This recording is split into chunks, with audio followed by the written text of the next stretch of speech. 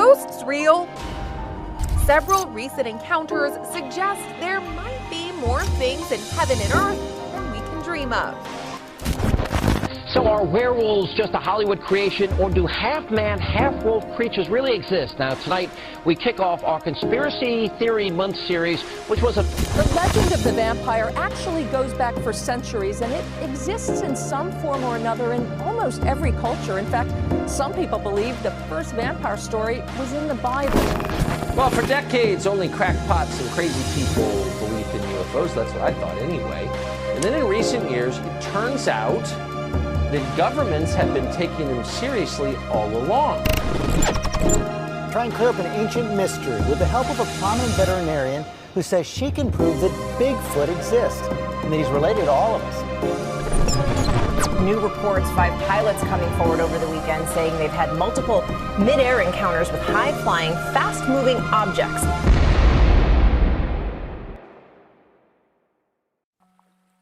Good evening, ladies and gentlemen, and thank you for tuning in to Season 4, Episode 11 of the hit underground paranormal and supernatural radio show known as Celestial Oddities P.O.N.G, Pair of Normal Guys podcast.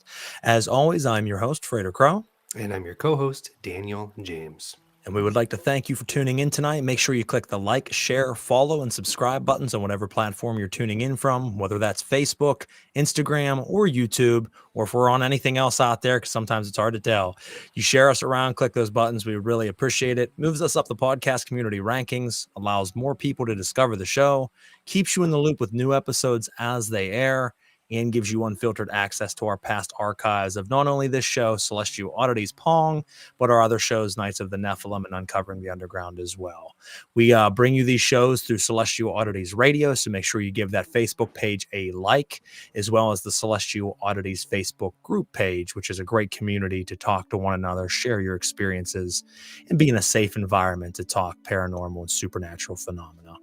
We do want to thank you for obviously jumping in this evening. We have a great episode planned. Dan, it's always our favorite to do the Odd-wold episodes, folks, where we take on phone calls from folks just like you. Hear what you have to say about your extraordinary stories of the unexplained and supernatural. So we'll be jumping into that in just a couple moments. If you've missed our past episodes this season, please jump back and check them out. And we're back, brother. Hey, let's do it, man. I expect the chat to be popping off tonight. Absolutely. And if you're listening out there and you have experiences yourself, you want to leave us comments, we will read them off on the air, whether it's questions you have, input that you're giving, or experiences you have. We will certainly show them and read them off. If you're someone who would like to jump on the show this evening, let us know, and that's possible as well. After we finish with our first caller, we can always try to send it to you, and if you're able to get linked up quick enough, we can bring you on the show as well. So share that around, get some other people jumping into the chat and into the stream here, and let's go ahead and jump into it. Tonight we have a caller. She goes by Bex, and we are going to bring her on, hear her extraordinary stories of what she's experienced, and then give a little input of what Daniel and I might think of the experience and what could have happened. So without further ado, let's go ahead and bring her on. Hello. Hi. Well, thank you very much for coming on the show this evening. Well, thank you for having me. Absolutely. Well, I'll tell you what, we'll jump right into it. If you don't mind, feel free to introduce yourself and then go ahead and begin with your first story. Hi, I'm Bex. I'm a psychic animal communicator. Awesome. And I have 2 very interesting stories. Awesome. So the first one, I used to work security at a hospital. And one night I was doing rounds by myself, and there is this section of the hospital where we would take the people that had passed and were going on to their funeral home. As I was doing my security check, right behind me was a deep, huh. I whipped around so fast, nothing was there. And it never happened again in that section, but I ran out of that tunnel so fast. It's very interesting. It's actually very interesting that you say this, because I'm involved in several networking communities and things. Last night, it was a networking group I belong to. They had a event at what's called the Mansions on Fifth, and very old mansion, very well to do. It's a hotel now you can go stay at, and I've been there several times in the past. And I was there, and the bathroom's downstairs, and it's almost like a maze. You go downstairs, you walk across the platform, go up a couple stairs, then down a couple stairs. It's like you're all over the place. Well, when I was in the restroom, when I first walked in, there was another gentleman in there washing his hands, and he left. I didn't think anybody else was in the restroom. And as I was at the sink finishing washing my hands, I heard a man behind me let out a and like I stopped for a second. I'm like, I swore I was in here alone. There was only one stall behind me and the door was open. So I'm like, okay. I turned around, looked in, there was no one in there. And I threw my my paper towels away, went over to the door, and was as I was pulling the door open, once again behind me in the bathroom, I heard a and it was a very clear, audible man's sigh. In a very vacant, empty bathroom. So very interesting, and just reminded me as you told your story. Now, when you worked there, did you experiencing anything else in that hospital other than that specific sigh? I heard stories. I've worked in a few different medical facilities, so I've definitely seen apparitions. I've seen my residents that have just passed maybe a week ago walking down the hallway. Okay, interesting. Yes. So you weren't new to having experiences. It's just one that kind of stood out to you just because of just the sound of it and the kind of surprise of it. Yes. Hmm. So my next story, it's a build kind of story. Okay. So I was 16 years old, and this is very embarrassing. I was sitting in the bathroom, and out of nowhere there was this deep growl, and it did not sound very pleasant, and my shower curtain started to move.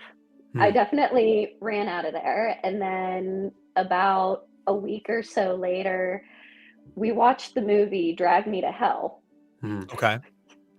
and went to bed, no issues. Around 3 a.m., my dresser flew across my room. Oh, I wow. was 16 years old. I ran from my bedroom straight into my parents' room and stayed there, slept right in between them.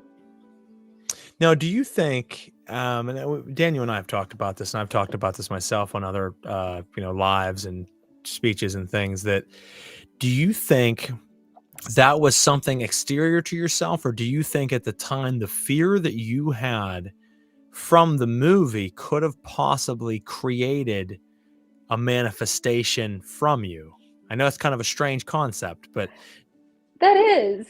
That's a very interesting perspective. I've never thought about it like that. I've always, you're raised that you're kind of predator prey situation, okay. like something's always trying to get you. So that's interesting that it could have really just come from me. A lot of manifestation does. It's something I've pushed heavily. I know myself that I think, and here's where it gets very, very tricky to explain to anybody. It comes from you, but it might not necessarily be you. And people say, Okay. well, what does that mean? Well, internally, if you go inwards, everything's there. Outside of you is only what you can see and touch and hear, what your senses can pick up stimuli from. That's what's outside of you. But you go internal, and the entire universe is inside there. So you have to dissolve the body, and once you do that, all spirits, all gods, all ghosts, all entities, and all experiences really are inside of there, inside in some sort of way. So a lot of times, I feel like we manifest things from us, through us, as a vessel outwards to cause phenomena to happen. So it's coming from you, but in some cases it might truly be you using faculties you don't realize you have, or it could be something using you in a way, coming out of you to make that happen. Using you as a tool, so to speak. So very different perspective, but things I've certainly experienced and have been building on through my research over time. Dan, what are your thoughts?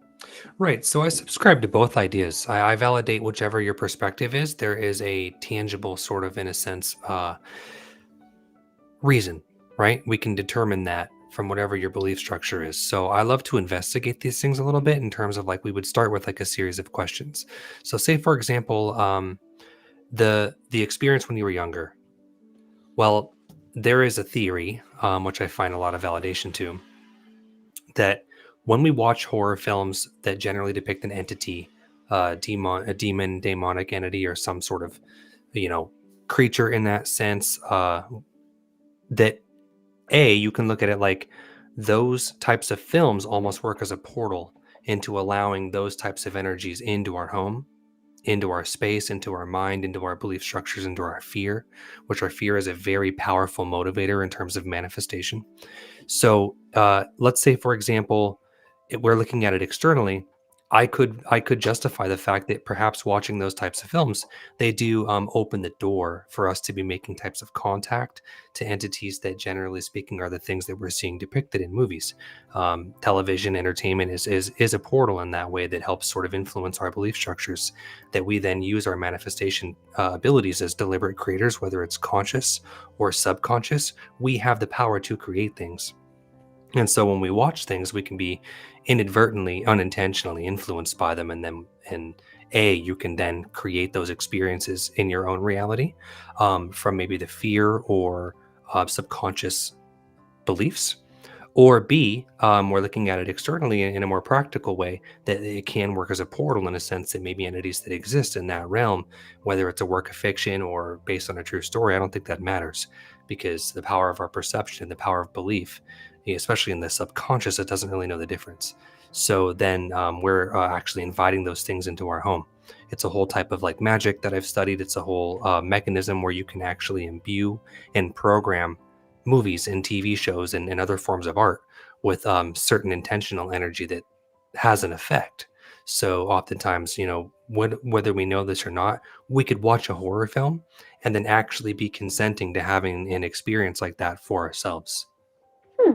So that's one way to look at it that a lot of people have sort of like haven't considered. But I like to say that to always protect people, that when they are watching horror films, especially if they're about a specific entity, something supernatural, to protect ourselves, protect our consciousness, protect our energy, because the programming can actually have a real deliberate effect on our personal lives.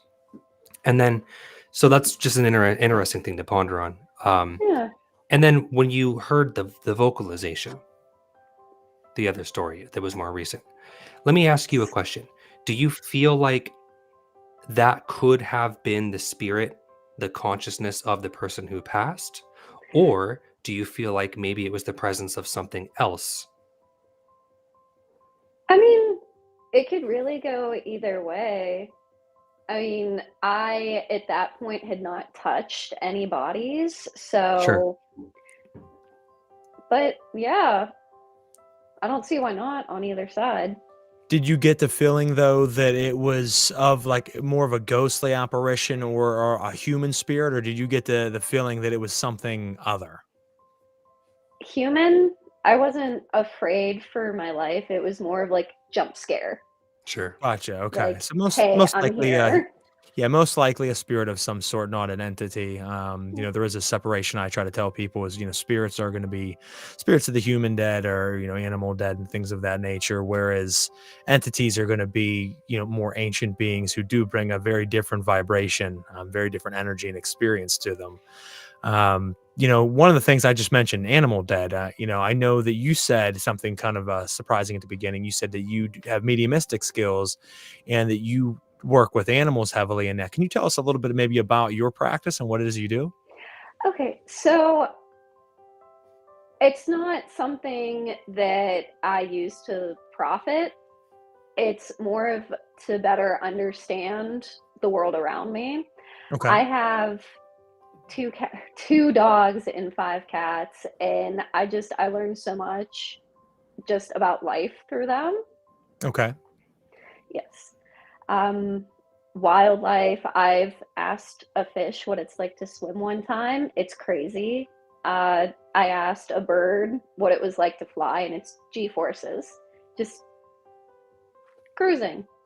Well, the thing is it's not as crazy as you might believe. I mean,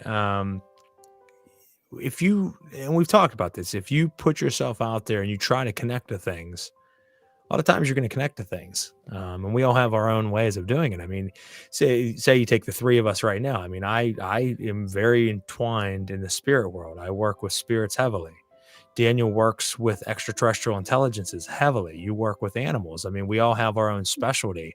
I wouldn't do very well working with extraterrestrial intelligence. It's not something I have a background in, not something I know where to begin with it, other than Daniel and I's conversation. Same thing with animals. I'm very much am an animal lover, but I have no idea where I would start to really pick up on the deeper senses other than, surface level. So it's just one of those things. If you have that knack and that skill at it, you work to kind of develop that further, and you can really get to depths that most people don't understand. So very, very cool. You wouldn't, I mean, you would really be surprised with how human animals are and how they perceive everything.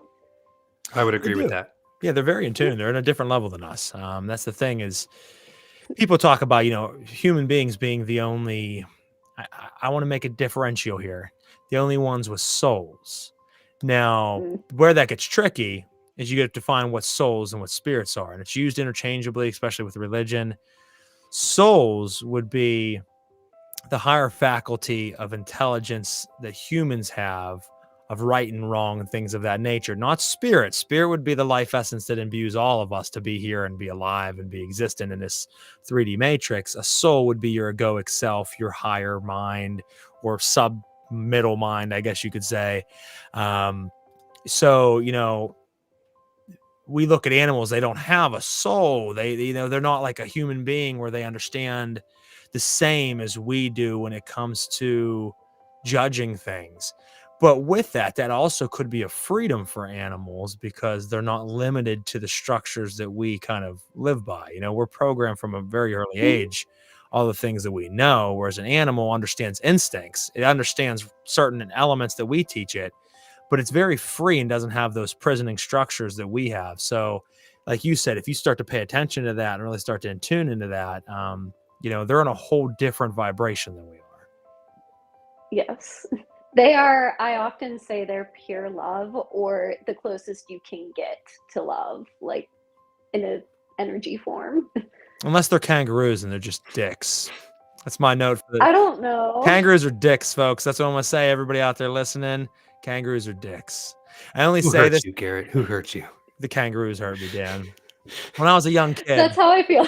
When I was a young kid, I went to the part of the zoo that had like a petting zoo section. And for some reason back then, there wasn't near as many rules in the early 90s as there was, now. And they let you go into the kangaroo pen, but there wasn't a zookeeper in there. So they shut this wall, and it was like a walled in, like 10-foot high section, and no one could even see you. So once they shut the kids inside to pet the kangaroos, like they couldn't even see if something went wrong. Well, I went in there as a kid, and I was the only one in this kangaroo pen. And I remember like, oh, look at all these cool kangaroos. And I tried to pet them. Them little bastards, like, box kicked me. They jump up and kick. They grabbed a hold of my shirt, and like 8 of them were jumping up and down and beating the shit out of me. And I'm like yelling, and no one came in. It took like 5 minutes before the zookeeper came in. And then I didn't have an encounter again with kangaroos for like 10 years. Next one I came into contact with grabbed a hold of my shirt and tried to kick me again. I'm like, all right, fuck these things. So that's my note tonight from Frater Crow is kangaroos are pricks. Some shadow work there, a lesson. I got some shadow work to deal with on the kangaroo front. Let's see, Laura, thank you for tuning in, Laura. We have you must of FAFO with the wrong roo. Yeah, I did. Found out. Yeah, I did. Apparently 8 of them. Real quick, since we have you, on the concept of animal communication, right? Is that what you said that you do? Yes, animal psychic communication. Okay, solid. So I'll share a little of my exercises and my experiences with you as well. So I don't call myself a channeler, but I can channel. And once I taught myself how to do that, which is a part of intuitive based, but it's less of like being like an intuitive or a medium and rather just using a mechanism of the concept of shifting your brainwave frequencies. Anyways, when I taught myself how to channel, I did become more consciously intuitive to nature and to animals. And I was able to start feeling all of my animals' emotions. And when you can feel their emotions, you can almost tell what they're thinking, because their emotions, you can assume its state of being from that point. And then I would start to hear thoughts. Like I would hear sort of phrases, or I would hear what their mood is and things like that. And so I got really fascinated in the concept of deliberately making a link to my cats and trying to have like a open communication the way that humans would. So I first started by teaching them human English. So all of my cats can generally understand about 20 English words. And I do that through a practical method of just training, like in a practical way without anything spiritual. And I would use sort of exercises where whatever words or phrases that I wanted them to understand, I would associate with an action. And I would do that in repetition until little by little, I know that these cats would be anchoring in the tone of my voice, the inflections, the words. They would have an understanding of what that meant associated with the action, so much so that I would not need to do the action anymore. And then I could just say the words. And now, like, say, for example, I have a 3-year-old kitten, Inanna, and I know that I can have full conversations with her. She's closer to like 25 words, whereas my boy cat's maybe on the lower end of 20. And you get that confirmation from them both intuitively and by their response when you speak to them. Mm-hmm. So then taking that further outside of just the practical realm of using language and action and it for them to learn English. So a more intuitive way that I learned how to communicate to my cats was using mental imagery. So what I would do is go into just a very calm state, make sure that my mood is good, my vibration is high, I'm in a place of love, I'm not angry, and then I would send mental images where I would close my eyes and then I would imagine the cats doing the thing or me having the interaction with them that I would see play out in my imagination. And I would send that to the cats like a mental image, like Wi-Fi, like sending an email or a text message. And I would do that in repetition over and over and over. And then I would watch the cats and see how they respond to that, see how they are interacting with my thoughts. And then I realized that there is a degree of them being able to like actually see what I'm sending them, like a telepathy. And so, well, a lot of people don't know that our animals, not just our cats, but other animals as well, even our dogs, specifically wildlife too, are deeply intuitive. That they can actually pick up on the current of thought forms. So if you have an intention and a vibrational frequency to match that, then you seal it with a mental image. That is a way of communicating with animals, and whether or not they can respond to you is another story. But I do believe that with a little bit of training, that's another viable method of communication to animals. Do you do something like that, or what's your process? So they don't say words to me. It is a lot of mental flashes. Sure. I'll get sensations. So I didn't know you were supposed to soften your dog's kibble. Mm-hmm. I'd started, after connecting to my dog, I had started to feel the back of my jaw hurt. Okay. And put 2 and 2 together, made her soft food, connected the next day, and didn't feel the pain. Awesome. Mm-hmm. So small, subtle things, but you have an inclination that once it happens, you know what it's regarding. So what could seem like something that someone might just say, oh, my jaw hurts today, you can feel that there's a link and it's coming from your pet and you're saying, wait a second, they're telling me something. Mm-hmm. It's about that, as Dan said, that intuitiveness of picking up those subtle hints, which is an important thing. A lot of people in the spirit world, I speak only in my world, people experience spirits all the time. Right. They just don't know they're experiencing spirits all the time. And it's because they ignore the subtle, things that are happening because, oh, that's just coincidence, or I'm just imagining things. But it's like, if you paid attention to those, it's like a breadcrumb that'll lead you back to the bakery. You just got to follow it. And that's where the real magic happens. But most people short themselves. Now I have a comment here and let me throw it up. It says, is it only animals that you can communicate with? So I guess what this listener is asking is, do you communicate with anything else like ghosts or like aliens or anything like Dan does? Is it mainly that is your specialty, is the animals? Animals mostly, yes. Events will happen or I'll hear something and I ignore it because I don't have the time for that right now. Mm-hmm. No, I understand it. You get involved. Like I said, you open up Pandora's box, it doesn't close no more, as they say. So very understandable. We got another listener here saying hi. We have another one saying hi, Daniel. Yes. I don't know what the yes was to, but we're going to say yes. And then my buddy Bob says, listening on the way home with my little ones. Interesting topic tonight. Absolutely, brother. Stick around. We got some other great stuff to talk about. But Bex, I do want to thank you, obviously, for coming on the show, sharing a little bit about what you do and what you've experienced. And Daniel and I will continue to recap on that afterwards. And anything else you want to say before you jump off? No, is there anything you guys have any questions? No, I think at the moment we're good, but we do want to thank you, obviously, for coming on. There's something I want to throw out at Daniel about what he said earlier. So if you want to stick around and listen, you certainly can. And we want to thank you once again for coming on. Thank you for having me. Absolutely. You have a wonderful night. Bye, Take care. You too.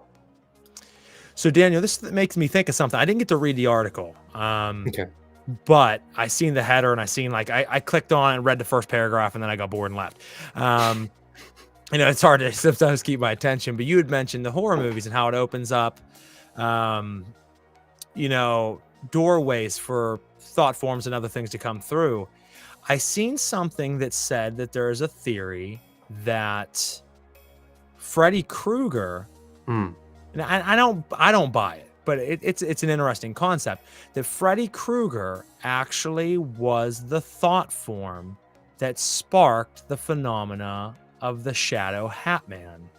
That after the movies of Nightmare on Elm Street came out, it got embedded into the collective unconscious of this boogeyman monster figure who wore this hat. It frightened the hell out of people. People were scared of it, especially back in the 80s. You know what I mean? When that was coming out, you're like, oh my God, I've never seen anything like this. Look at this guy. And it embedded in there, and then over generations it just built and created this egregoric thought form that haunts people's dreams. And that's why in this article I was trying to say that hat men are usually always seen during dreams, during sleep paralysis. Sure, yeah. I mean, I've seen him. That it became a thought form of Freddy Krueger based off of him. So I found it to be very interesting. Oh, I like that. Let's dissect that and unpack it just a little bit. Big fan of this topic. Now, one of the extraterrestrial races that I work with, they have actually talked about the Hat Man as an entity, and they have confirmed that its existence, that it does exist in like an astral realm and astral frequency. And it is a little bit more of like the sort of like malevolent, in a sense, type 2 type of entity where it does sort of feed on fear. But they never said what its origin was. They just said that they've encountered it, that it does exist, similar to like the shadow people race, which are just another species. Now, here's my theory. I know that it's out there. Did humans create it as an egregore? Absolutely possible. The same way that the concept of the Slender Man that we've discussed, I think twice now on this season. Yep. So, and you know, what's a really fun question is what came first, like the chicken or the egg, right?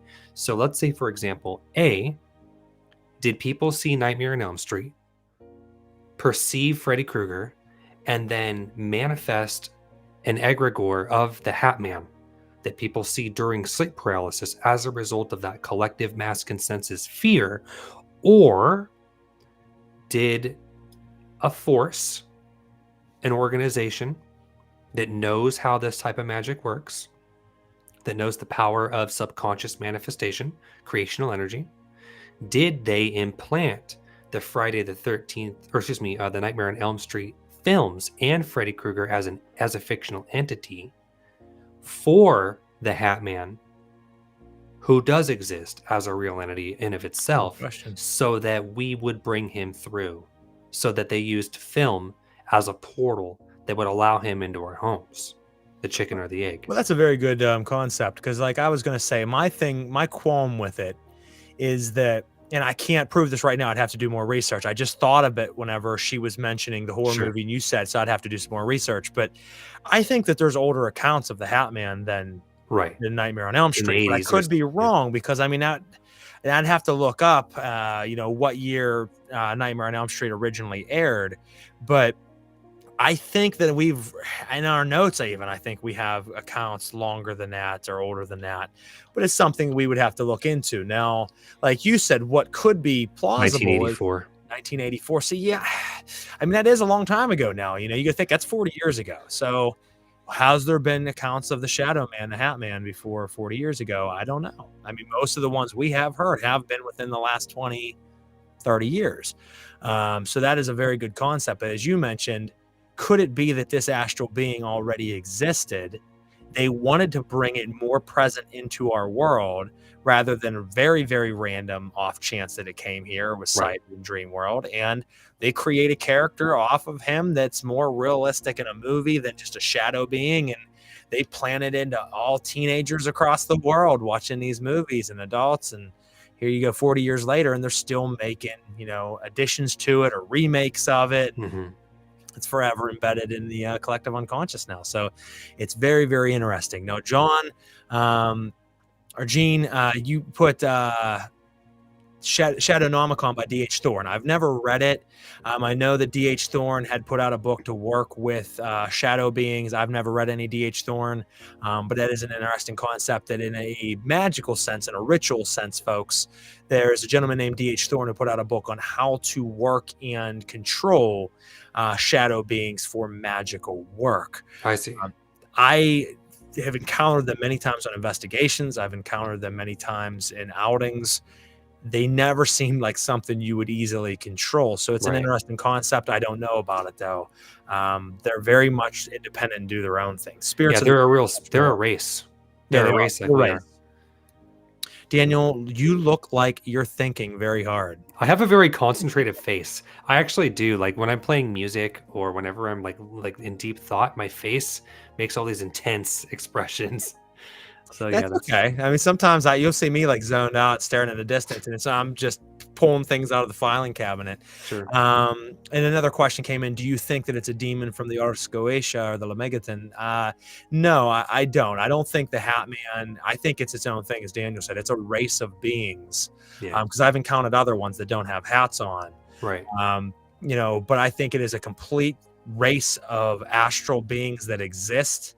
And they're independent of what you would know as daemons or daimons, demons or elementals or ghosts. They're an interdimensional species of being that have passageway to our world and frequently come and go. Definitely. And a lot of times they happen to bring absolute terror and fear with them, and they bring sleep paralysis in some of them.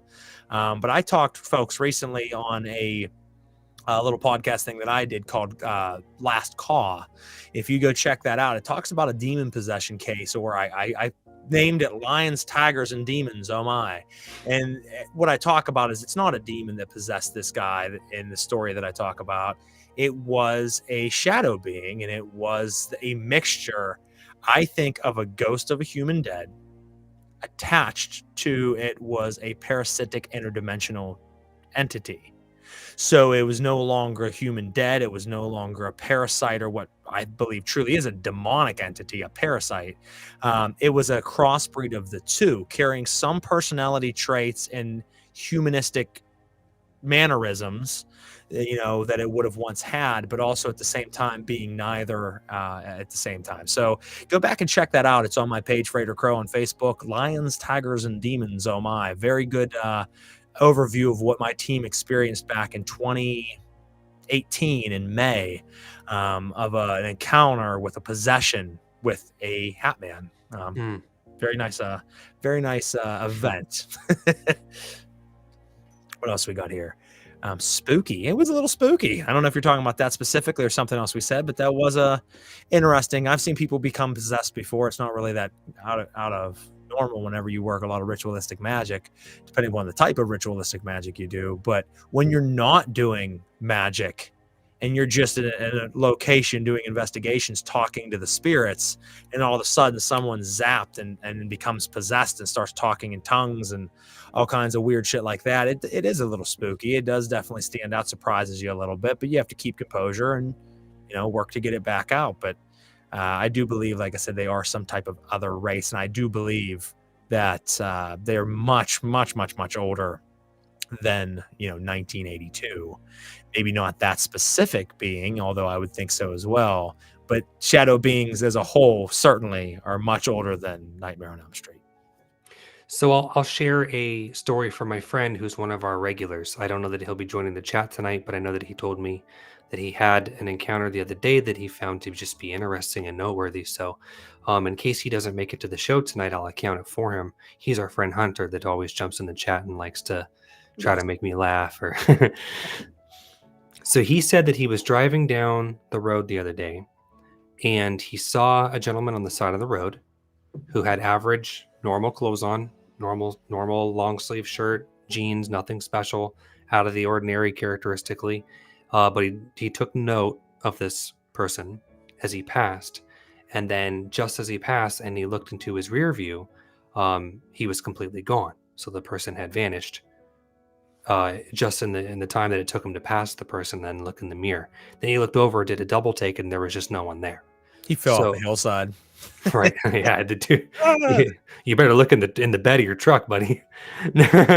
So that's actually happened before. Like, I know that my mom has said that the same things happened to her before, where she's seen someone walking down the road, and then when she passes them, they're not in the mirror. They're not in the reflection, and then when they turn to look, that person's gone. I thought that was noteworthy to mention for him because the same thing did happen to my mom on 2 different occasions.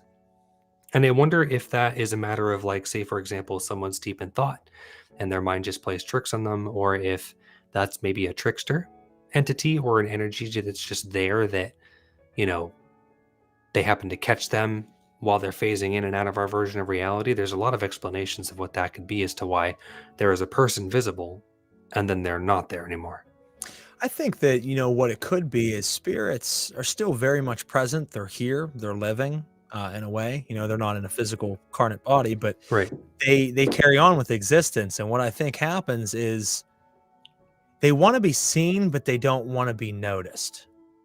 So, for instance, if they can walk down a sidewalk or a road in an area where people are going to see it, but no one's really going to pay any attention to it, it's just a regular individual walking down the sidewalk. So they're able to be a part of our world again, reminisce, walk around, be seen, but no one's going to be like, oh my God, it's a ghost, depending upon how strongly they can come through.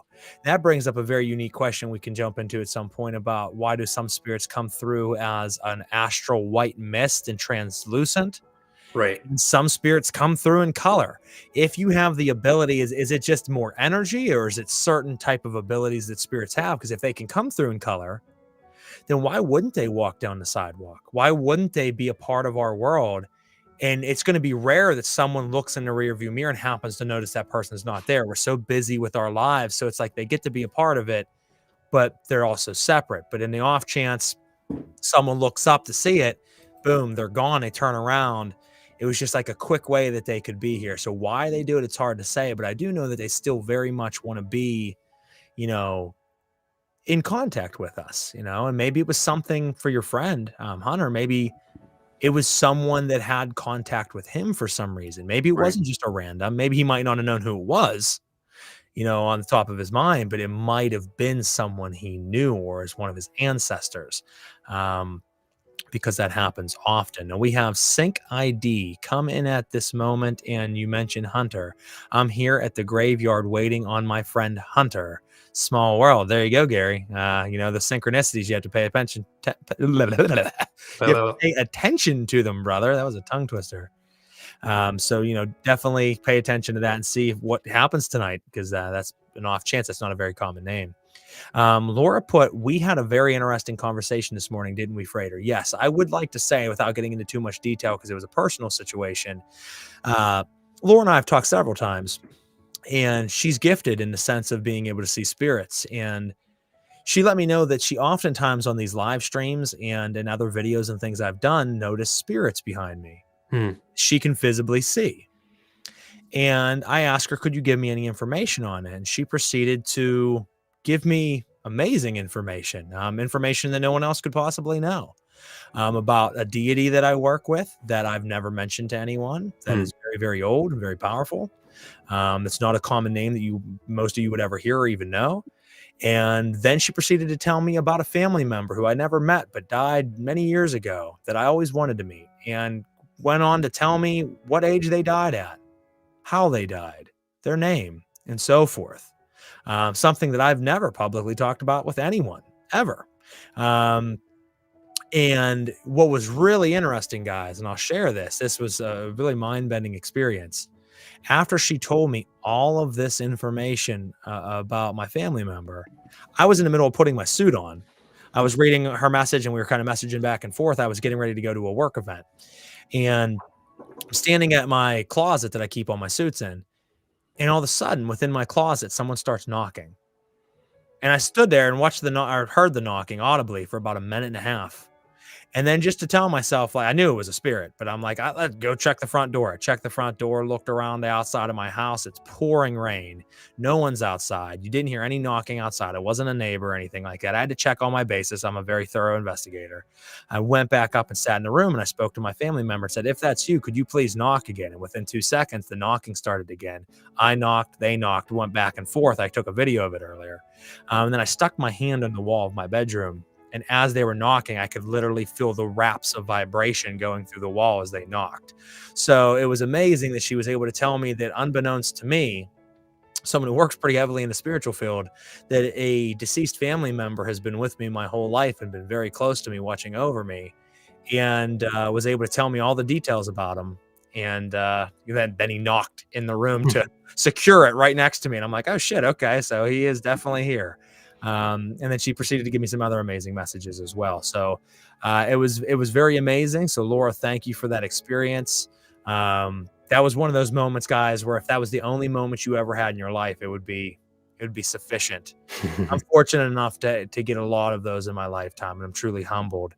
Daniel, you can always get in touch with Laura at some point if you'd like.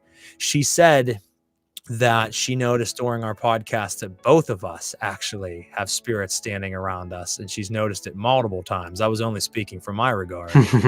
So she could maybe sometime tell you a little bit more about who she sees around you and what they come across as, and the hints that they gave her, because it's all, guys, you have to understand, it's not always going to be an exact story. Right. They're going to say things, give you imagery. As I've talked about in a recent podcast as well, images and imagery symbolism is how spirits talk to you. So if they show you a picture of something, and in her mind as a medium, that picture stands for something and it means something. So she was throwing out the picture she was getting and they were fucking dead on. It was quite amazing. So I was really happy to hear about that. So once again, Laura, thank you. I don't know if you noticed or not, also while you were talking, my light turned off, which I find to be interesting because it never does that. There you go. So I'm gonna use a backup light that's right here. I'll be right back, but that was a first time. Okay. Oh, hey, I like it. Like I said, hey, my closet was knocking, so everything's on the table today. The cell phone is a portal. I mean, yeah, your cell phone. I mean, everything's portals. You can, different things can be conduits for spirits. Cell phones, TVs, radios. I mean, they're all frequency. What's a cell phone? It's a device that carries multiple frequencies. It's able to do multiple capabilities of energy exchange. Televisions, they're boxes that emit frequency. Radios, boxes that emit frequency. They're tuners. So all of these things can be used by spiritual beings to communicate. So definitely, we live in a world where there's devices all around us, spirits all around us. We just don't, take often enough time to pay attention to them. Laura said more towards Daniel. Yes, she did make the mention, Daniel, that we both have spirits around us. She noticed 3 around me, and she got into 2 of them today. That was, like I said, pretty profound. But she noticed that there's more around you, and they're more frequently around you on these broadcasts. So pretty cool. Like I said, you definitely have to connect with her and go over that. And she says your camera's going in and out of focus as well, which was happening earlier. That could just be malfunction, or that could be something trying to get his attention. I can tell you why. There's a technical reason. My setup has changed tonight than it usually is, and my microphone is higher, and the focus is grabbing on the back of my mic right here because I had to move all this gear for a voiceover recording session I had a couple days ago, and I don't have it completely dialed in the way that I do for the podcasts. So because it's actually up so high in my mic stand, the focus is grabbing the focus right here. So that makes sense. It needs to be adjusted. That's all right. It's not really that noticeable, at least not on my end. I got a question that says, do you think that you could do ghost hunts with baby monitors? Absolutely. I think baby monitors are actually a really good device to use. I have a picture that I've shared online before, and I can drop that in the group chat again on Facebook, that I caught a just phenomenal picture of two spirits, one very prevalent, and then the other one you can see on my son's baby monitor. I woke up in the middle of the night and I kept hearing this, all this sound coming from his monitor. And I lay there for like a minute or two and I'm like, what the hell is going on? Because I didn't hear him moving.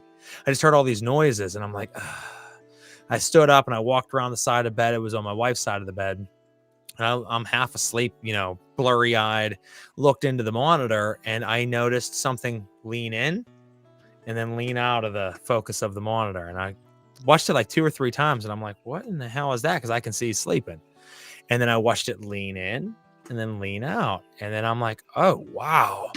And like I said, I see spirits quite often, but not like a medium. Like I said, like Laura seeing the things that are around me, I can't see them, but I do see spirits a lot. So I don't know why we're tuned into different beings and how that works sometimes, but I have a picture of what looks like the hag woman, the traditional witch face, right? Long twisted nose and very what you would imagine to be scary looking. But I don't believe that this was a malicious entity. I believe it was a guardian for my son.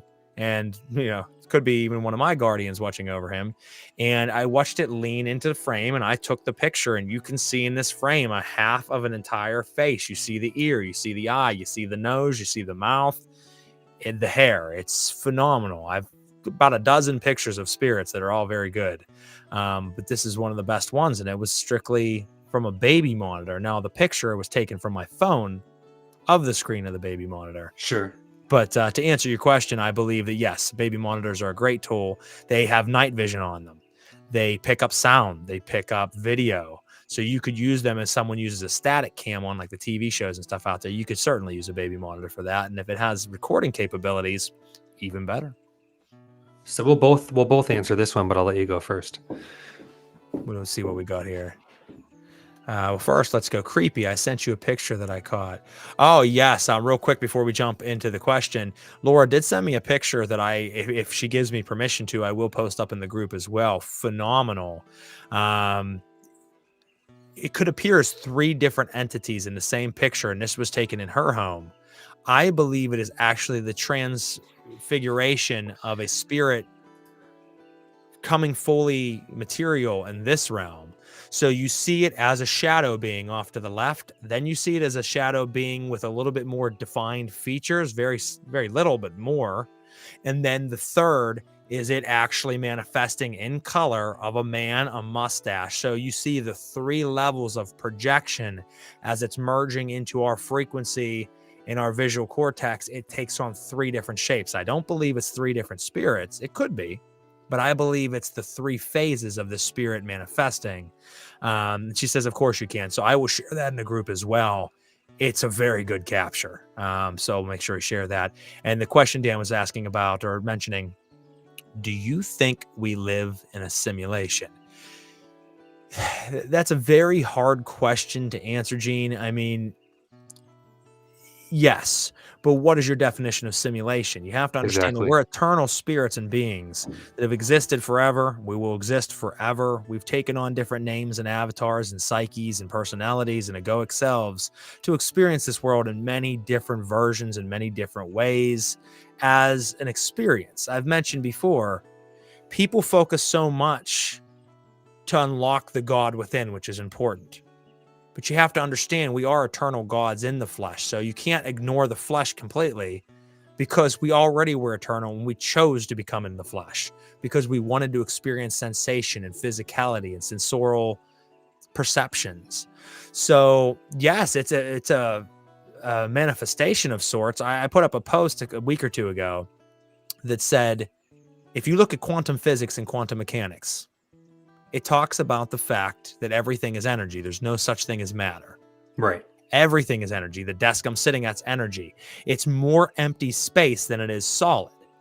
Mm-hmm. It's just that it puts off a certain frequency. So when my hand slaps down on it, the friction of the atoms in the desk from the friction of the atoms in my hand, like a magnet, repulse one another. So that's what creates the friction of the slap. Right. If I punch it, it breaks the bones in my hand because the density of the vibration of the desk particles are more densified than that of my hand. So it breaks it. You could say it's just you hitting matter, but matter doesn't exist. Right. So we understand that it is vibration and frequency punching vibration and frequency, and That's it right. destroys one of them.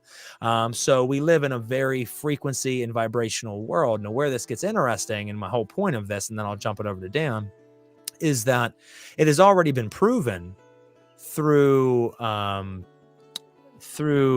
double slit experiment that energy takes on a completely different pattern when being monitored than it does when it's not. They sent out pulses to the double slit, and whenever it wasn't being observed, it was in wave patterns all over the back wall. Not how you would think it'd be. You think it would hit as bullets. You're shooting these waves, it would go through the doors and just hit the things behind it, but it spread the whole way across it. Whenever they would put a camera on it or visually watch it, its markers would hit in balls on the wall, meaning that the vibrations itself literally change when they know they're being observed. Because our consciousness alters our consciousness itself, our own unique like singularity point as a perspective, has an influence on what that matter is, what it does, what its materialization of form is. It's dictated by our perception of it. Well, and that's why I put in this post that and this could never happen. It's impossible, but just contemplate on it. What if every living creature on this planet, there's multiple planets out there, multiple creatures, but let's just say ours. If every human being, every insect, every animal closed its eyes at the exact same time and kept them closed for 1 minute, would we fail to exist as beings? Because we only exist because there's always that tangible link. I close my eyes, the world disappears pretty much visually. If I took away my sense of hearing, my sense of sight, my sense of touch, my sense of taste and smell, then I'm gone. Right. I'm just a spirit now. Right. The only reason I'm human is because you give me sight, hearing, taste, touch, smell. That's correct. You dissolve all of that right away, and I fail to exist. Well, if everyone closed their eyes right now, put headphones on, noise canceling, somehow dulled their senses, and every living creature did it at the exact same time, reality wouldn't exist. Because as I close my eyes, Dan's eyes are still open, or my neighbor's eyes are still open. There's always someone keeping the simulation alive. Right. But we all tune out of the simulation at the exact same time. Does the simulation fail to exist? There's that phrase, I am, therefore you are, or you are, therefore I am. So here's my perspective on it, right? Let's first start with this statement. Reality does not exist, but your experience of it does. So what does that mean? Are we in a simulation specifically in the way that you said it, a computer one? I do not believe so. No, not in the way that Neo jacks into a computer program. But caveat to that, you can actually have an incarnation on Earth as a human using the same type of technology that you see in the Matrix, and that's called the immersion program. But that doesn't mean that Earth and human civilization is a computer hologram or a simulation of, say, for example, depicting something that is more real than this. Your perception of reality is the total version of reality. This is as real as anything that you can imagine needs to be, because your focus and attention as a creator being is right here and it's right now. I'm looking at my clock. Let me give you an analogy. I'm looking at my clock. It says 9:25 p.m. Eastern Standard Time. Okay, so when the clock turns over to 9:26, is it 9:26? Sure it is. When it turns to 9:27, is it 9:27? Sure it is. But no matter how many times I look at the clock, and no matter how many times it changes, it's still right now. What time is it? Right now. It's 9:26. Right now. But it's always going to be right now, no matter what time the clock says. Another factor about reality is you're always right here. So what that means is I'm in my computer office enjoying a conversation with my friend Frater in front of a camera right now, right here. But if I get up and I walk into the next room, maybe I'm in the living room now, but I'm still right here. Wherever I am, no matter where I'm standing, or no matter how many times I change my location, I'm always right here. And no matter what time it is when I look at the clock, it's always right now. So what that means is, no matter what you can imagine in reality that exists, because everything exists in probable quantum energy, everything in your imagination is real somewhere. But what's relevant, my point is, what's relevant for you to experience is the here and the now, because that's all you can take control over. That's all you can take action on right now in any given moment. Right here in this moment, it's 9:27 now, but it's still now. It's 9:27 right now. It will always be right now, no matter what time the clock says. And the only thing I can do with my reality is what I can take action on in the here and the now moment. So what I'm getting at is, I don't believe that we are in a computer simulation, but I think that if you look at reality in terms of density, then for the sake of analogy, like, densities are just levels of consciousness. They're not somewhere that you can travel to in a spaceship, or you go in terms of distance. You're always going to be right here and right now, no matter what time it is, where you are in space. But if you look at the analogy of densities, they are levels of consciousness. The more your consciousness expands, the more you understand, the more your belief structures change, then the more about nature.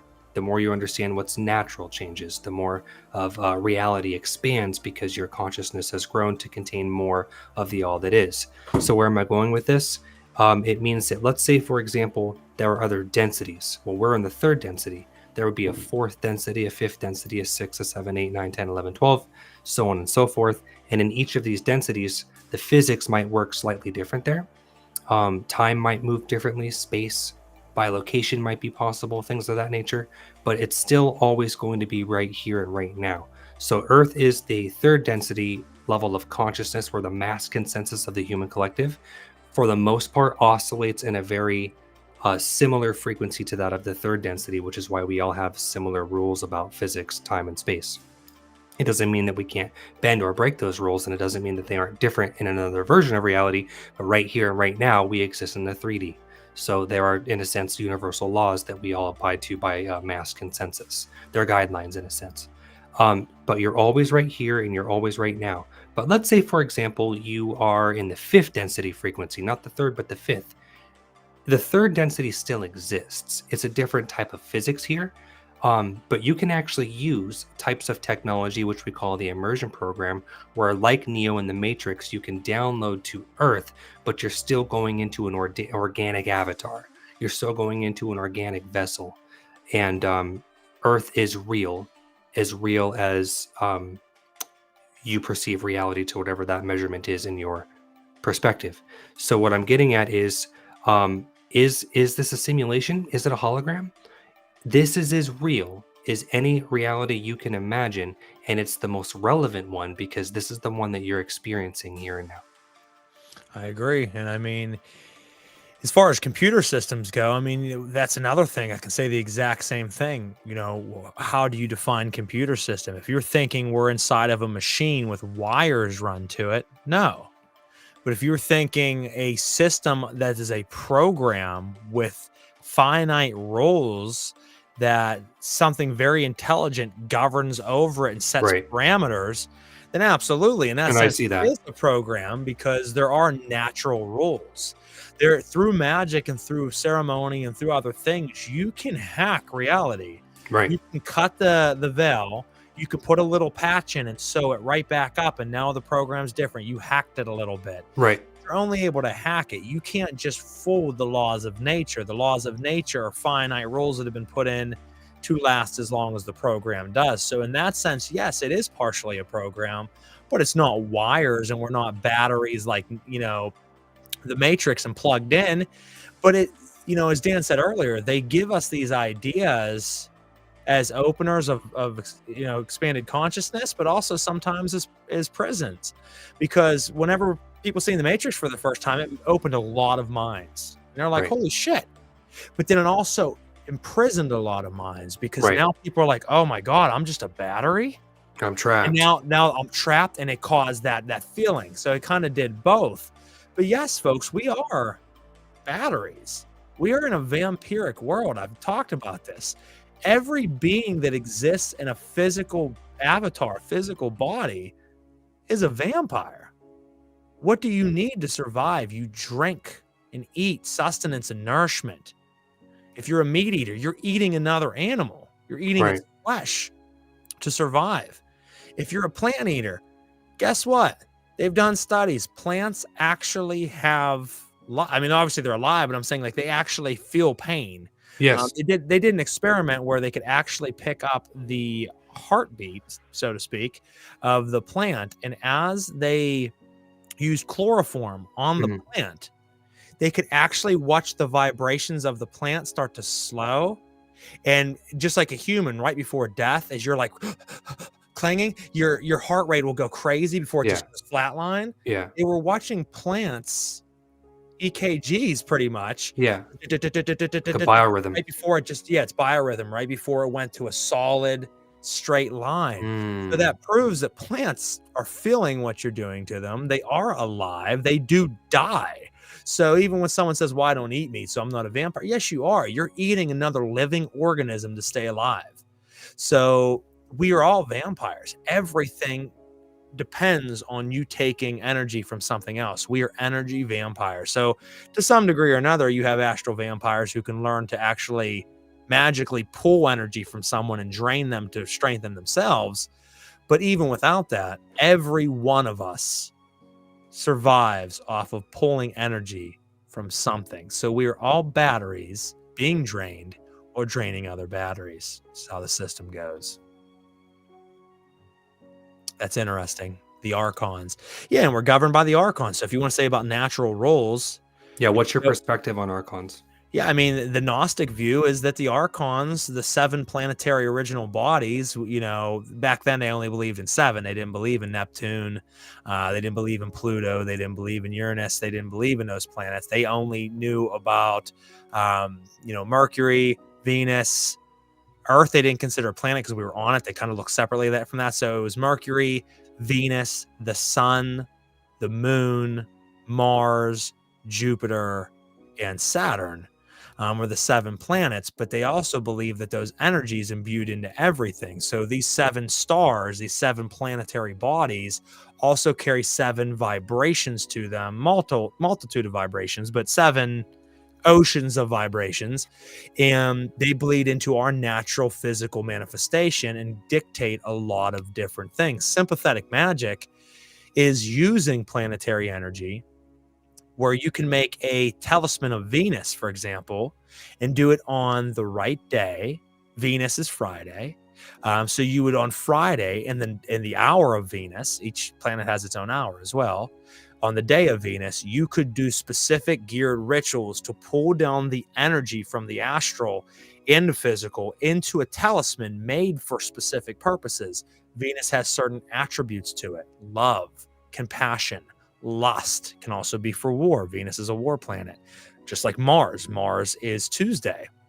Tuesday is the day of Mars, and you have a very frictive energy, a very friction, a very warlike, angry, fierce energy. So you could make a talisman that makes you more amped up for battle, or you could use that energy to throw at your enemy and cause them to be agitated themselves or to destroy them. There's ways of using these planetary energies, but those are the archons. They are 7 governing bodies made by the original demiurgos, the demiurge, to control this material manifestation, this matrix. So that has been talked about, in different religions and theories and beliefs, since the dawning of time.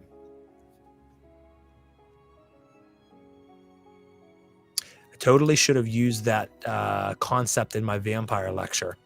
Well, there you go. I'm not sure which part you're talking about, but I mean, that is very much, it's not even like a theory. That is just, you know what I mean? Like, I just got done eating a fucking huge chunk of meat right before I came down. It was delicious.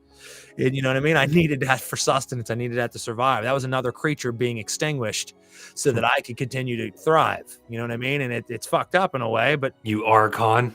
You know what I mean? We are fucking monsters. So So is Gnosticism the basis for the whole archon concept? I mean, there's different, cultures that believed in archons, but yes, Gnosticism was very much part of that. Gnosticism is the precursor to Christianity.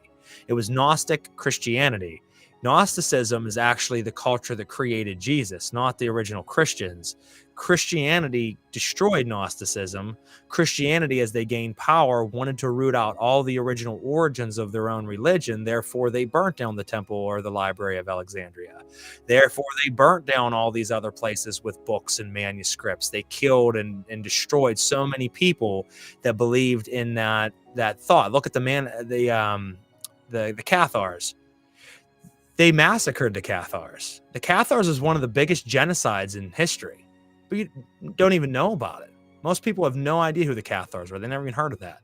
The Cathars were a Gnostic culture, an entire city of people who banded together under one thought and belief of religion, that believed life, that physicality was sin, that being here in the flesh was a prison, that we were spirits trapped here in the flesh, and our job was to get out of it.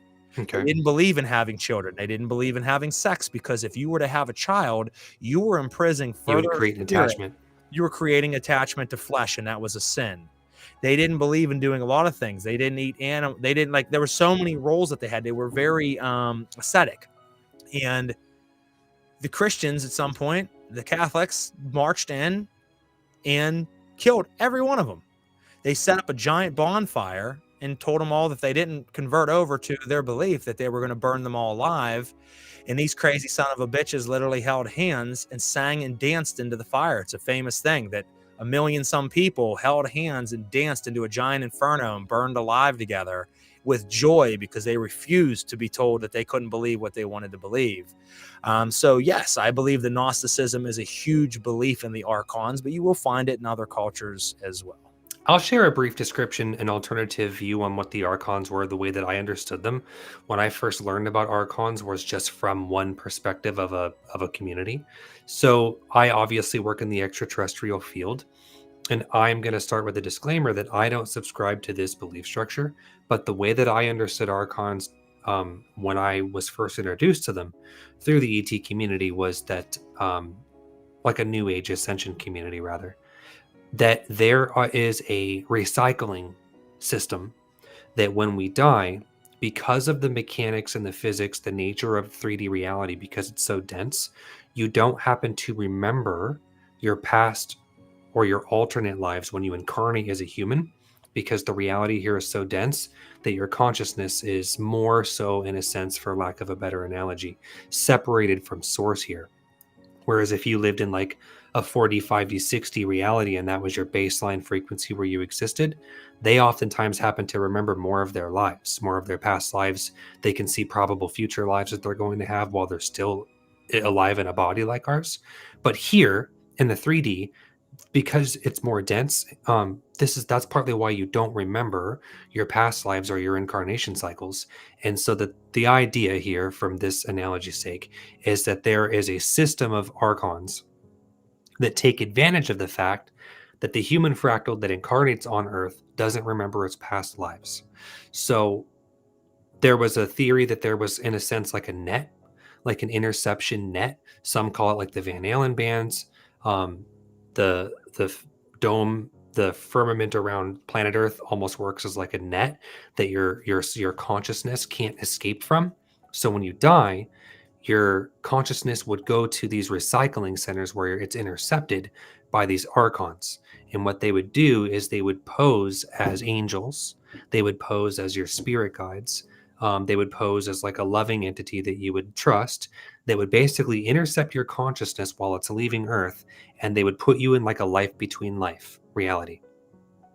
And in this life between life reality, they would pose as like a mentor, as a spirit guide, and they would give you like a life review on everything that you did in your incarnation as Daniel James. And they would talk about all the things that you did right, designed by your life path, what your soul contracts were.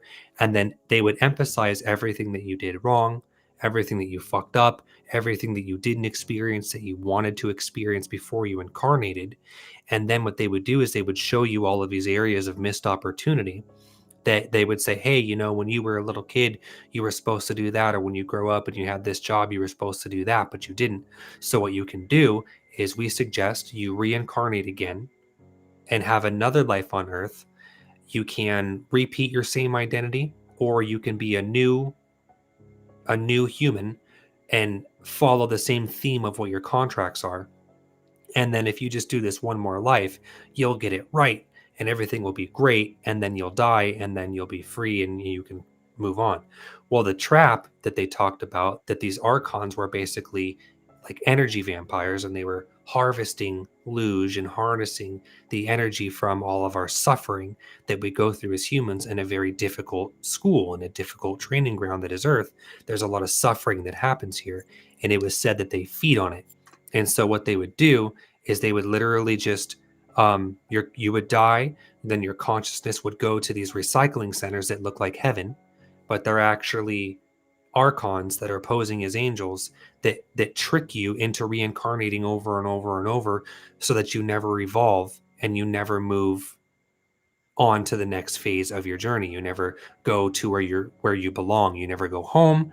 You never evolve into a more ascended version of yourself. You just keep recycling on Earth over and over and over again, because they were able to abuse the fact that you don't remember your past lives.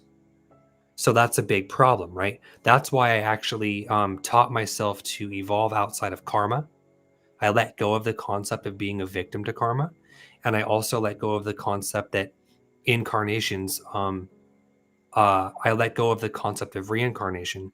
And now I subscribe to rather the concept of parallel incarnations, that they're all happening at once, simultaneously to each other, as opposed to being behind us.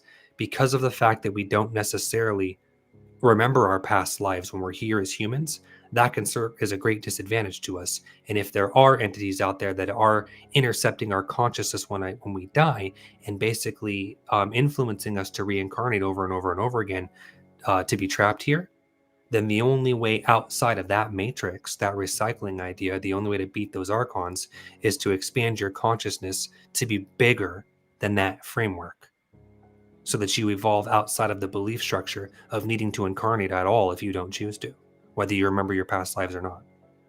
Well, I think a big part of that, and you mentioned it, I mean, with the 7 archons being, you know, wardens, so to speak, of the prison, you know, and I've talked about this in the past as well, but to different crowds, and I don't know if our listeners have heard it. In the Bible, when Jesus awoke from the tomb and came out, the first one to see him was Mary Magdalene. And it's said that he cast 7 demons out of Mary Magdalene and she became like him. What does this mean? The 7 demons that she cast out of him was the 7 planetary archons' influences.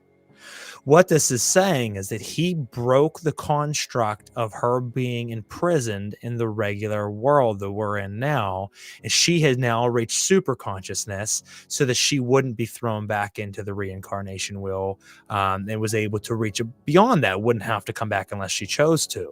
Now, what I was going to say, and it kind of goes along with what Laura's bringing up as far as numeric. I don't know if it is why she's pulling the number right now, but that's why we have the rule of 3, 7, and 12. In Kabbalistic theory, there's 3, 7, and 12. Why these are important is you have 3 being Aleph, Mem, and Shin, the 3 Hebrew letters, because 3, 7, and 12 make 22. There's 22 Hebrew letters. At the beginning, God said, let there be light, or the Elohim said, let there be light. He said. He had to speak for creation to come into existence, because speech is vibration in numerics, and it creates the matrix. So 3 is Aleph, Mem, and Shin, air, water, and primordial fire. And that's also the 3 dimensions of our reality. If you put a line, that's 1. You put 2, and then you have the space in between. That makes it a 3D object, and that gives us 3D reality. That makes sense to me. The 7 stands for the double consonant letters, or the double letters in Hebrew, and that stands for the 7 days of our week, the 7 chakras of our body, the 7 planets that we were governed by. So now you're starting to see the structure. We're governed by 3D reality. We're governed by 7 days a week and 7 planets. And then what was the last number? 12. 12 being the 12 zodiacal signs of the zodiacal wheel. So now you start to see an actual matrix being built, different than a computer system. But the Kabbalists believe that we are governed by the 22 Hebrew letters. The 20 in all Hebrew letters, folks, follow a system called gematria. Gematria means that every single letter of Hebrew is equivalent to a numeric value.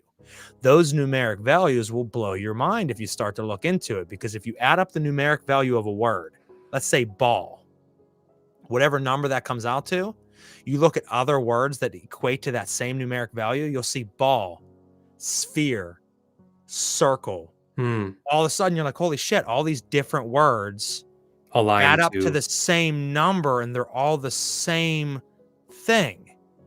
What the, and then you start to realize, how is it possible that ball, sphere, circle, different letters, different things all add up to the same numeric resonance as one another? Right. Because then you start to realize that speech, numbers, letters were all created in some type of master system. So it breaks down to the 22 Hebrew letters. Also, if you look at the Sephirotic tree of life, which is a diagram of the 10 emanation spheres of God called the Sephirot, and the 22 paths in between them that connect the tree of life, they call it the 32 paths of wisdom. Then you have 22 Hebrew letters, and then the numbers 1 through 10. Or really the number 1 through 9. Keter, the top, is 1, and it moves down through 9 spheres until you get to the 10th, which is Melkuth, earth. But 10 isn't a number because 1 and 0 make 1 again. There are only 9 numbers, folks. You can make a combination of numbers, but in existence, there are only 9 numbers that exist. And there's 22 letters.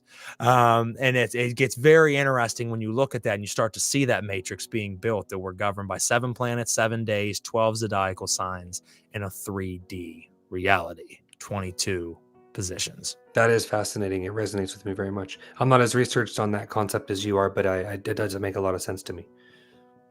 See, Archon, Trickster, and stop feeding them. Yeah, stop feeding them, man. But the thing is, you have to feed them to stop feeding them. You have to continue to play the game and feed them until you can reach a consciousness level that you don't need to. Because as Dan said, the denser you are, the less perspective you have. Right. Think of a rock. A rock doesn't see much. A rock just sits there. It sees what's in front of it, it's around it, if it could see, right? It has a low level of awareness. Of awareness and consciousness. But if you look at the air, it's kind of something separate. The air's blowing, the wind's blowing. It sees an expanse because it's higher in vibration. Right. Same thing with beings. You are in a 3D matrix as a human body, and you have awareness and keep getting smarter and more conscious. But as you raise those levels of consciousness, why do you seem to be smarter and more intelligent and more in tune? You can tell someone who's does the work and someone who's starting to be very enlightened compared to someone who's not. It's not just that, oh, he's very learned and he's smart. No, you can feel the vibration. I'm like, oh shit, this dude or this woman or whoever they are, they're really climbing, because you do truly start to raise in consciousness and you're seeing a vaster area of all worlds. And as you get higher and higher, you reach beyond the realm of this 3D matrix. That's why the chakras are important. They do align to the archons. The 7 planets do align to the 7 days of the week. That's why each day of the week's named after a planet. Monday, moon. Friday, Freya's day. That's a goddess. It's Friday's Venus. Freya and Venus, similar. So when you look at that, they're all tied. The chakras and the colors match with the planets, match with the days of the week. Inside of our internal vessels, we have many archons that have to be mastered so that you can also defeat the higher archons. If you have blockages in your archons and your chakras, your system doesn't rise. You're blocked. You get illness. If you have a blockage in your heart chakra or your throat chakra, you're going to have issues pertaining to the heart, to the heart system, to your throat system, thyroid, different things that you're going to experience as an inefficiency to having a blockage there. So as you clear them, energy moves through them. You secrete the milk and honey, you raise the kundalini, you awaken the third eye pineal gland and the 1,000-petal lotus, and you ascend to a consciousness that most people will never experience in their life. And when you open that kundalini truly, and you open up the third eye chakra, that you really start making that pineal endocrine system flow properly, you start to ascend to a level you don't have to come back here again. So Right. archons do definitely have a play in what's going on here. There's more to it than that, but for people asking, that would be a way I would look at it and study, is that it is embedded in everything we know. That's why there's 7 chords. That's why there's 7 colors, 7 days of the week, 7 planets. It's you'll see the 7. That's why 7 is such a sacred number. It's also sacred because it makes up the triplicity. Father, Son, Holy Spirit, antithesis, thesis, and so forth. There's the 3, and then there's the 4 elements: fire, air, water, earth. So you have the triplicity and the 4-fold elements together make the sacred number of 7, which is Right. everything. Looks like we might have the last question of the night here. Perfect. Mostly plant-based asks, what about the ability to see what's in another place without physically going there or seeing videos, etc.? Remote viewing. Do you want to start that out, Dan? Yeah, absolutely. So I can remote view. I'm taught and trained in remote viewing. I can also do some low-level astral projection. I can also do channeling. What we're talking about, what I call, is spirit technology. These are very real abilities that you can learn. There are astral realms that are all around us, beneath us, above us, below us, in every corner and every side. And you can actually project your consciousness to astral realms, both lower and upper, where it's literally like Frater is well researched in this. It's a whole other version of reality that's laid right on top of our 3D reality all around us. So when it comes to the concept of, say, remote viewing or astral projection, these are a very real phenomenon. Like I said, this is something that you can learn how to do. It isn't just a gift that some people are adept in. It can be taught. And when you're doing these things, what I like to tell people is, remember that you're a creator of your own reality. So in a sense, you can look at it like, yeah, my consciousness is going, I'm traveling somewhere, and I'm seeing outside of my body. But you're also still creating that version of reality that you see as you travel. So that can help sort of diminish any sort of doubt you have when learning how to remote view or astral project, that it's not a matter of your imagination, because your imagination is real. Everything that you see, you're creating, and that exists in creation. So with astral projection, remote viewing, like I said, it's a very real phenomenon. I know how to do it. I just used remote viewing a week and a half ago to find something that was lost in my house that I couldn't locate. So I went into a light meditation. I closed my eyes. I did a breathing technique that I use, and I send sort of like a visual astral version of myself outside of my body, and I let it guide me to where the missing item was, which was somewhere that I never would have looked on my own. It was actually in a cabinet that I hadn't gone in months for any reason, and I didn't even put it there. Somebody else did, but I used remote viewing to find it. So that's what I'll say to start it off. But Frater, you can go ahead and jump in on this. Absolutely. And I mean, I'm glad you brought up that point, because we think of remote viewing as like, I'm looking at a place in, Vietnam right now, because it was used during Operation Ashtray, I think it was called, and different other operations in the military where people would remote view missile silos and Which things we in still other have now. countries, which we still have. Absolutely. CIA uses that pretty heavily. And, that is one aspect of remote viewing. But as Dan just, alluded to, you can do it as the atmosphere of a place. So Yes. it's similar, but it doesn't have to be far away and for other reasons. I've used it in investigation where I go into a mediumistic state during Estes method, which I'm not going to get into that night. If you know what Estes method is, that's great. If not, look it up. And I'll use that and actually go into what I call envision, and I will become the place that I'm investigating. Right. And I become the wall. So not just viewing, but I actually embed myself with the frequency of the location that I'm at by allowing myself to dissolve and become that place. That's what I'm saying. And I can see as the rooms, and then I can help to locate where the spirits are. So all of a sudden I'm pulled to a specific room of the house that might be 6 rooms away. And in that room, I'm seeing the spirits move around. And as I come back to my body and tell my team, all right, we need to go up to the second bedroom on the left. That's where they're at. And we go up there and we have phenomenal experiences. Does it always happen that way? No, it's very hard to get to that state of mind in one of those type of settings, but have done it numerous times with witnesses. So, I mean, that's a different way of looking at remote viewing. But the biggest part is we're all capable of doing this because we're all, once again, spirit. Right. We got to stop identifying that we're bodies. Yes, we Yes. have this. This is flesh. We maneuver with this. But do you identify yourself with your car? No, that's just your car, right? Oh, I need to go somewhere. I'm going to jump in the car and drive there. Well, it's an extension of you, right? It's yours. You own it. You use it. You get from A to B with it, but you are not your car.